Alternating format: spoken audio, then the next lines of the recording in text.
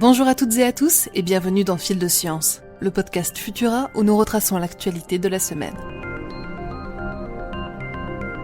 Bien des surprises pourraient nous attendre sur Ganymède. En analysant des données collectées par Hubble en 1998, 2010 et 2018 afin de préparer les futures observations de la mission Juno, une équipe suédoise a en effet fait la découverte de vapeurs d'eau dans l'atmosphère de la Lune jovienne. Celle-ci serait vraisemblablement la conséquence de variations de température suffisantes pour permettre à une petite quantité de glace de s'évaporer lorsque le Soleil est au zénith. Cette découverte renforce l'intérêt des astronomes pour cette lune dont on sait aujourd'hui que, comme ses sœurs Europe et Callisto, elle abrite un océan d'eau salée à l'état liquide piégé entre deux couches de glace à plus de 160 km de profondeur. La mission JUICE de l'Agence spatiale européenne, qui aura notamment pour mission d'observer Ganymède, aura donc du pain sur la planche. Avec un lancement prévu en 2022, celle-ci devrait atteindre Jupiter à l'horizon 2029 et mener des études approfondies sur ses trois plus grandes lunes glacées, Europe, Ganymède et Callisto. Son rôle sera capital pour déterminer le potentiel d'habitabilité des planètes présentant potentiellement des océans par-delà notre système solaire. Si tout se déroule comme prévu, de nombreuses réponses devraient nous parvenir d'ici la fin de la mission en 2033. Nous vous invitons bien évidemment à suivre ces évolutions à venir sur Futura.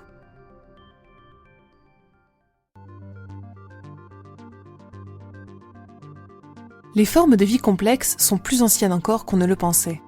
Les premiers animaux pluricellulaires connus à s'être développés sur Terre sont des éponges, des membres de la famille des métazoaires, dont les plus anciens représentants remonteraient à plus de 600 millions d'années.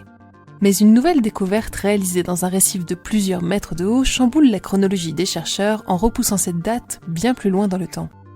Datant environ de 890 millions d'années, cette éponge vermiforme suggère que des organismes pluricellulaires auraient pu voir le jour avant que l'atmosphère ne se charge considérablement en oxygène. La preuve que la vie trouve toujours un chemin pour s'épanouir. Mars se révèle aux scientifiques. La planétologie comparée vient de faire un nouveau bond grâce aux données collectées par la mission InSight. Plus précisément, ce sont les ondes sismiques détectées par l'instrument SEIS qui ont permis de révéler la structure interne de la planète rouge dans un niveau de détail inédit. Ces mesures révèlent l'existence d'un noyau ferro-liquide mesurant entre 1790 et 1870 km de rayon et d'un manteau constitué d'une seule enveloppe minérale similaire à celle du manteau supérieur de la Terre. Mieux encore, une couche située à 10 km de profondeur présente les marques d'une ancienne circulation de fluide. De nouvelles traces encourageantes pour les chercheurs en quête de vie sur notre voisine tellurique.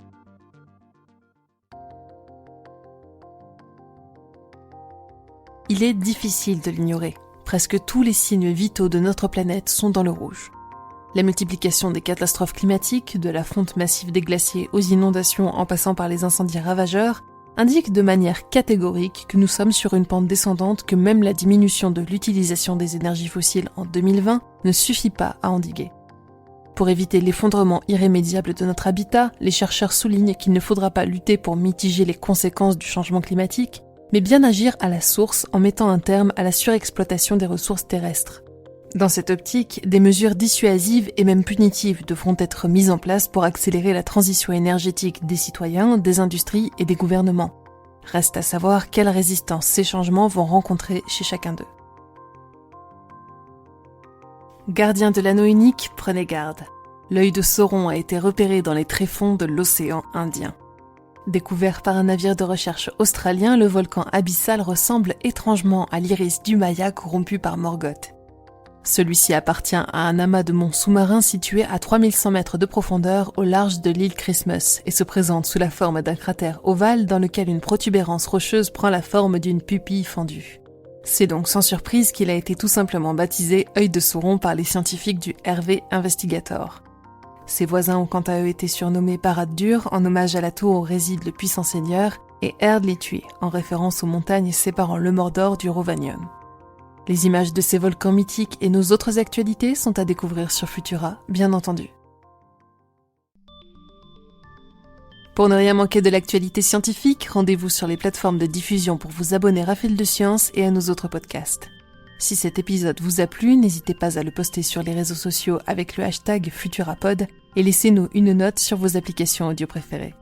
Rendez-vous demain à 10h30 pour un nouvel épisode de Chasseurs de Sciences dédié à la vie aventureuse de la botaniste Marianne North. Pour le reste, on se retrouve vendredi prochain à 18h30 avec toujours plus de nouveautés scientifiques. Bon week-end à tous.